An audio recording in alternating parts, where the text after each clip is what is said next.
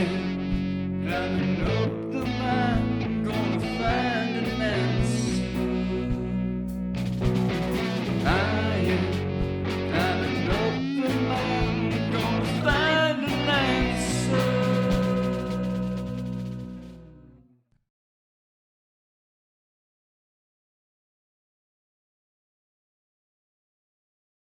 We're here in the poster room, obviously, at the Summer of Love experience, and we ran into Stanley Mouse and Victor Moscoso, a couple of the artists who actually created some of the artwork on the posters we're looking at. Thanks for joining us, fellas. What do you see? Is this a Victor Moscoso right here? This is Victor Moscoso and Rick Griffin. You did a lot of partnering back in the days, making the posters together, didn't you? Yes. Yeah, that poster over there I did with Rick Griffin too. Rick Griffin, yeah. These are all dated. They're all advertisements, and they all have the dates on them. You could see the development of the work, and there is a development. We start off quite crude.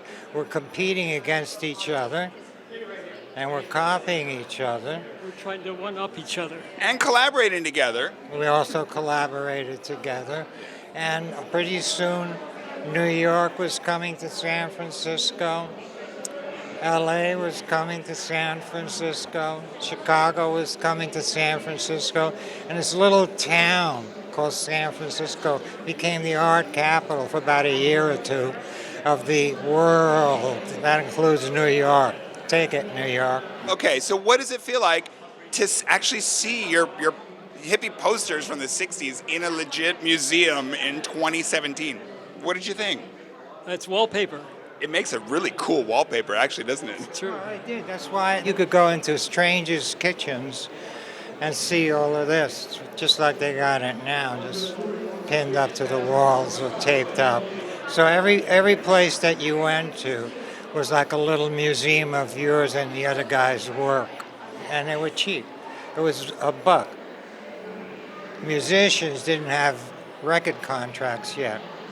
So the door at the Avalon of Bill Graham was still at $2.50 or something like that. Once the band signed record album deals with Capitol and all of those, then the price of the door went up. The Doors played The Matrix, and not many people showed up, and it was $1.75 to get in. Yeah, I did a poster for that show. Oh, wow. Yeah, they were new in town, so I had to break on through to the other side, which was their first album cut that got AOR, album-oriented rock radio stations, to play it. And there was systems of distribution popped up, in weird places like head shops and poster shops and other non-traditional, sellers of art. That was the beauty of the poster, that there was no advertising like TV, and it was all posters, like in Toulouse-Lautrec's time. I saw a movie on Toulouse-Lautrec, and he's walking out of the nightclub, and he looks up and he sees one of his posters that just been pasted up. I took a picture of it, but it was the same feeling. It's like seeing your posters all over town in bright colors. Yeah. It was great. Do you think that this helps legitimize the whole culture and sort of validate where you guys were at? It's about time. Yeah, I mean, that's what I was thinking. A lot of museums would not touch it because of the drug thing. And San Diego did a thing where they put us in with Toulouse-Lautrec and Hiroshige, and because they were from other drug cultures, and they got away with it that way. But no museum hardly would display these posters or recognize them. The Louvre, in 1970 or 71, there was a show of the psychedelic posters in the Louvre, Paris, France.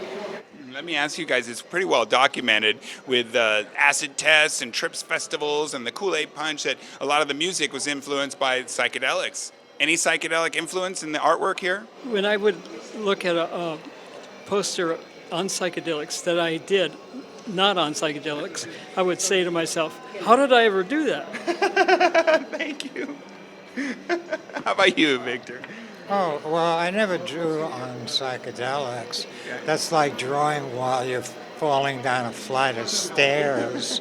You know, you put your pen to the paper, and the pen point disappears between the molecules that the paper is constructed out of, you know, and stuff like that, you know. It starts talking back to you. Yeah, but like at the fall at the end of the stairs, you're in pieces, see? And then you got to pick yourself up and put the pieces back together again. And you never put the pieces back together again in the same way. You always put them back together different. By the way, did you have any of the punch when you came in the door? I don't fool with no punch. Don't touch the punch. Friends, we're going to go get some punch here in a second, but as you know at Now Share Love, we always love to wrap with a hug. It's free, man. Free hugs.